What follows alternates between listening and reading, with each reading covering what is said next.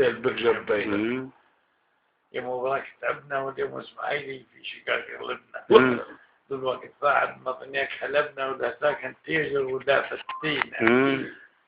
الوقت هو اللي ميل ولك هلبنا لا تزعلي ما لك حقوق عليه لا بس يا حكام وراك بس يا حكام وراك رينا عليك الخالي سيد بالجبين قال اسمان عتب ولي يتكلي عليه رب العباد العيال قالت لا تطريني عليك زعلان بالحيل وجنيت ايام قبل دي ما صاحبي وقريني يبقى نفتخر على اللي زابي فينا وكان اجلبت شعور العفاف تكيني وشايل وتاك وما تحتاك يا اخي واليوم هنتني ما عاد شيء بيني مشيت لنا من شعوري رضيت الشيء الله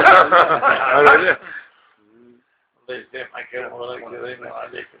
شعور المدن جبت ليه انا قلت لها لزويلك هين وكان تنجدي ماني عليك مين الوقت هو اللي ميل وعكس بين ومرأة رجدة في 8 طوال سنين والوقت كيس اثنين وجهها شيء جميع من مول حاط في تضنين الله يسامحك يا مولاك يرينا عليك الخالي سيد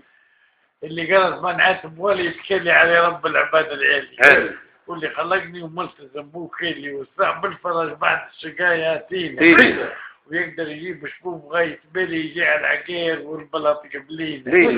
ويجي بيور أفاضيات خوالي الهزمان حالة نبكي شيء إن كان نرجع عن هذه غاية بلي نعيش فيها أنا تقبل الحالة زي وكان نجدب أن نبكي عليها يلي ونقعد عليه طول الزمان حديث شوف على كثير وين يا بني وراي سلمك عقل شروش اللاقوبات في الخويمير